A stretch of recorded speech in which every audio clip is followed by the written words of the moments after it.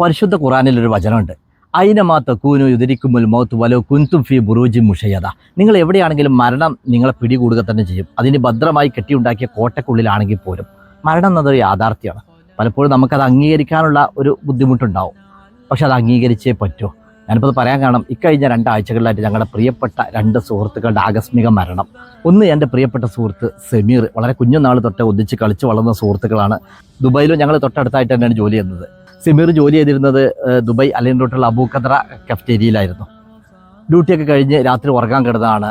രാവിലെ ഡ്യൂട്ടിക്ക് കാണാനില്ലാഞ്ഞിട്ട് സുഹൃത്തുക്കൾ പോയി വിളിച്ചപ്പോൾ മരിച്ചെടുക്കുന്നതാണ് കണ്ടത്. ആ സമയത്ത് ഞാൻ നാട്ടിലായിരുന്നു. നാട്ടിൽ പോണ സമയത്ത് സെമീറിൻ്റെ അടുത്ത് പറഞ്ഞിരുന്നു, നോമ്പിന് ഒരുപക്ഷെ ഞാനും നാട്ടിലുണ്ടാവും, നീ നാട്ടിലുണ്ടെങ്കിൽ എന്നെ കൊണ്ടുവരാൻ വരണം എന്നൊക്കെ പറഞ്ഞിരുന്നു. പക്ഷെ അവനെ കൊണ്ടുവരാൻ ഞാൻ പോയി.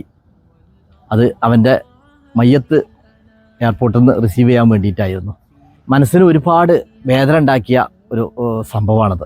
ഇതുപോലെ തന്നെ ഞങ്ങളുടെ കൂടെ ഒന്നിച്ച് ജോലി ചെയ്യുന്ന, ഒരേ കമ്പനിയിൽ ജോലി ചെയ്യുന്ന, തൊട്ടടുത്ത റൂമുകളിലായി താമസിക്കുന്ന പ്രിയപ്പെട്ട സുഹൃത്ത് ഷിയാസ് തിരുനാവായ. അതെ, ഈ ഷിയാസ് തിരുനാവായെ കുറിച്ച് പറയുമ്പോഴേ, മരണം നമുക്കൊക്കെ അനിവാര്യമാണ്, നമുക്ക് മരിച്ചു പോയേ പറ്റൂ. എന്നാലും ഇത്തരം പെട്ടെന്നുള്ള മരണങ്ങൾ കേൾക്കുമ്പോൾ നമുക്ക് എല്ലാവർക്കും ഒരുപാട് ബുദ്ധിമുട്ടാണ്.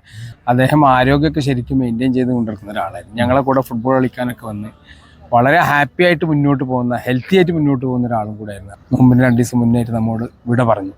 ആ വിട പറച്ചിലും നീ പറഞ്ഞ നിന്റെ ഫ്രണ്ടിന്റെ ആ ലാസ്റ്റ് പറഞ്ഞ ആ വാക്കുകളൊക്കെ ഉണ്ട്. ഷമീറിന് ലാസ്റ്റ് നിനക്ക് തന്ന വാക്ക്, എയർപോർട്ടിൽ തന്നെ പിക്ക് ചെയ്യാൻ പറ്റുന്ന എയർപോർട്ടിൽ പിക്ക് ചെയ്ത്, പക്ഷെ അവൻ്റെ മയ്യത്താണ് ഏറ്റുവാങ്ങിയത്. അതൊക്കെ ഓരോരോ വിധിയാണ്. എങ്കിലും നമുക്ക് ചില നഷ്ടങ്ങൾ മനസ്സിൽ നിന്ന് പോവില്ല. അങ്ങനെ നമുക്ക് ഒരുപാട് സുഹൃത്തുക്കൾ ഇതുപോലെ നമ്മളിൽ നിന്ന് മരണപ്പെട്ടു പോയിട്ടുണ്ട്. നമുക്ക് വേണ്ടപ്പെട്ട നമ്മുടെ മാതാപിതാക്കള്, നമ്മുടെ മറ്റുള്ള സഹോദരങ്ങൾ, റിലേറ്റീവ്സ് എല്ലാവരും.